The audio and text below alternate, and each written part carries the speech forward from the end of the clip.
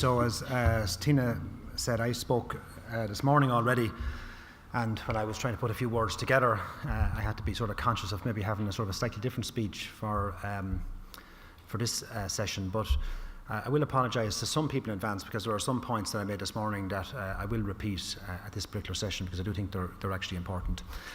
And I have that role, as Tina said, as chair of the CSR Forum, and that's quite an important task in the context of this whole agenda. So in addition, I suppose, to maybe talking a little bit about some of the topics that we spoke about, I do have an ask from you at the end of my presentation in the context of that forum. So Tina and the team asked me, maybe would I say a few words about the damage that was done to brand, maybe the rebuilding of brand, how that sort of fits in the context of Deloitte as an organisation, and I spend a few words at that, and maybe talk a little bit about some things I spoke this morning around what can one do for the future to impact how businesses operate, and I suppose rise to the challenge that is clearly staring everybody in the face, as I would see it. And I do want to talk then about the CSR Forum and the National Plan. So first of all, just to make a couple of comments about brand and reputation and trust, and I suppose one can put all of those words probably together. But I think we have to realise that what we probably saw was an issue of the brand of Ireland, the reputation of Ireland, the trust in Ireland, but definitely the reputation in Ireland, having got a fair bit of damage done to it in the recent past. But I do think when we talk about something like that, we have to layer that back a little bit. So there's the brand of the country, there can be the brand and reputation of the city, there can be an industry brand, there can be a corporate brand, reputation, but it's all built on personal brand and reputation. So it goes right back to each of us as individuals. And I will talk a little bit later about the building blocks to try drive this particular agenda forward. But realise every one of us play a very key part in this, and particularly with reference to some of the points that were made on the panel here. And I think when something is repaired, when corrective action has been taken, as well as when something has been damaged, it can be clearly seen by the outside market. So there is no hiding from this particular topic. I think if one compares today, which is the 11th of November, I think, 2014, to the 21st of November, 2010, it's very clear that things can be done to correct what happened. When the confidence level in this country on the 21st of November 2010 stood at 10%, and today it stands at 90%. So something happened in that period. What we're clear on, though, is that over that period our reputation was damaged. And how that happened, I suppose we could spend the whole session talking about that. But simple things like how our relationship with Europe in that period became very damaged. And that was never in our interest. And that damaged the brand of banking, it damaged the brand of regulation, of politics, of individuals, board members, auditors, people in my profession. So there's no doubt but that damage was done. And when it happens, it can be very cruel. It can be very cruel because all one sees and all one gets is one side of the story, because it can be very hard ever to put across another side, if there was another side. So as one goes back on the journey of trying to rebuild a brand and a reputation, it can't be business as usual. And I think there has to be a very big learning taken from what happened, because this particular thing went deep in society, and there was reference earlier to some of the protests about tax and those type of things. It went real deep in society, and those wounds don't heal that easily. So we have to learn from it. And anyone in this organisation that is involved with let's call it a public company, or an organisation who has to put figures and numbers out into the market loses patience with people. So it can forgive a mistake, and it might even forgive a second mistake, but it really loses patience when it happens a third and fourth time. So we can't let that go back. And I think if we think the answer to dealing with that brand issue is the spending of money on brand and reputation, we're fooling ourselves. That, I think we can all conclude, is an absolute waste of money. So I do think we have to take stock of what we need to do to build back that reputation. It was interesting, Gina's show of hands. I thought we might have got a better show of hands to say that we had achieved a lot, but there's still something to do. Within our organisation, and I referenced some of this morning, on the island of Ireland we have 1,700 people in Ireland. 1/3 of those people are under the age of 25 and 3/4 of them are under the age of 35. And that actually probably helps someone like me in my role on this particular topic, because their expectation of our organisation is different than maybe what the expectation of people in their elder years might be in relation to an organisation. But also the role that they fill inside our organisation becomes very fundamental to me, and particularly when I used to sign in my previous role an audit opinion and put my name on it, and recognising that I sat in a partnership which was unlimited, and the next place if something goes wrong was my home in Summerhill in County Meath. And that brings a dose of reality to how much you rely on people doing the right thing, on trust, on people being engaged in an organisation.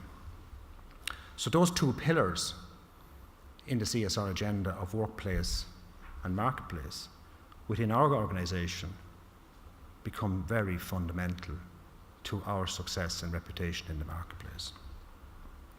So I can set the tone in the organisation, and our 160 partners and directors can also set the tone. But it does come back to an issue of leadership and who is accepting themselves as being leaders. Who are the leaders? And if there's a personal brand that every one of those 1,700 people have in the organisation, maybe every one of them are leaders.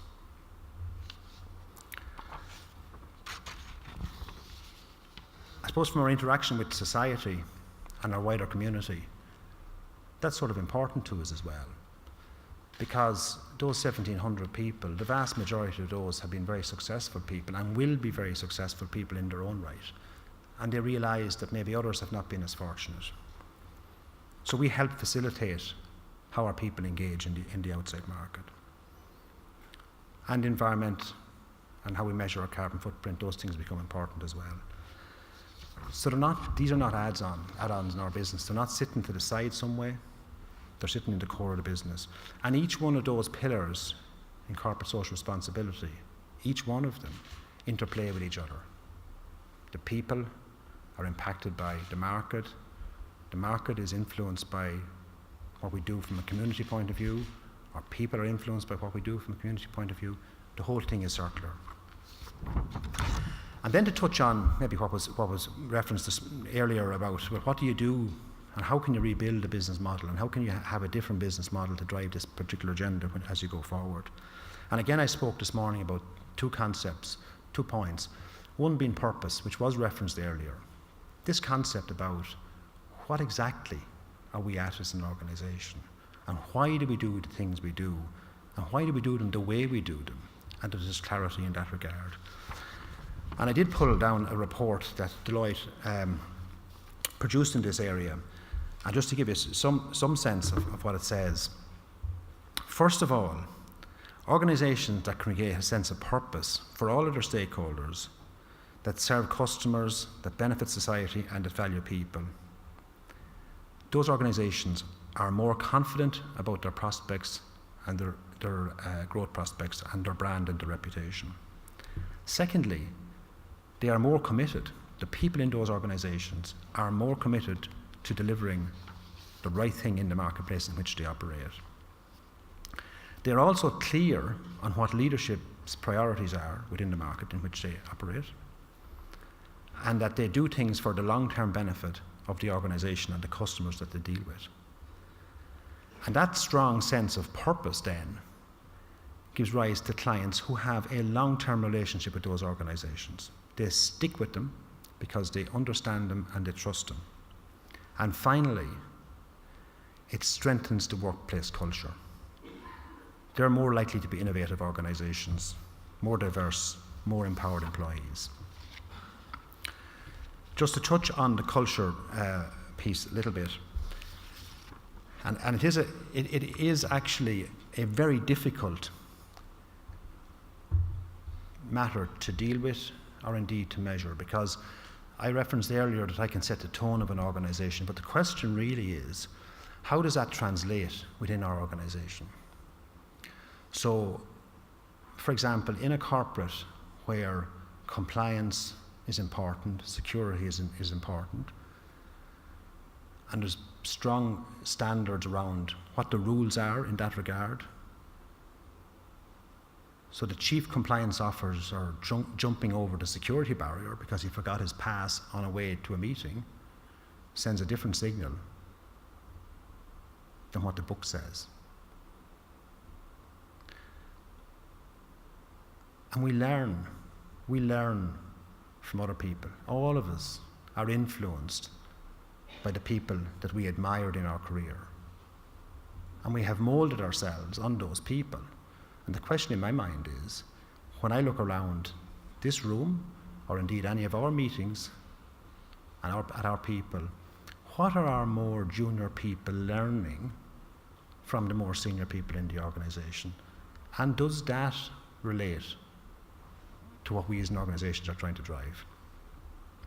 And I gave you the example this morning as well about a concept I called revealed preferences.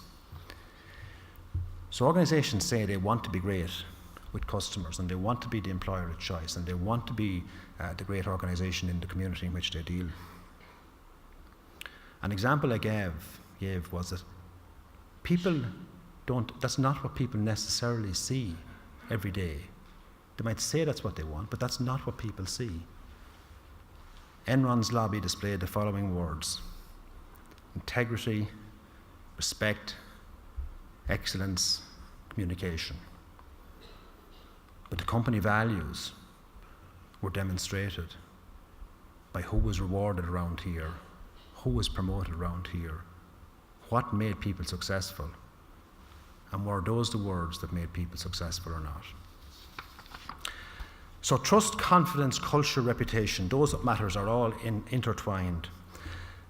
And when we look at what the government has done in bringing Ireland to a position in the international markets by actions that the government have had to take to rebuild the trust and the reputation of Ireland, that's only the start. Because for that to be successful, it's going to have to be made up of a whole load of building blocks. And that's where the whole national plan on CSR comes in.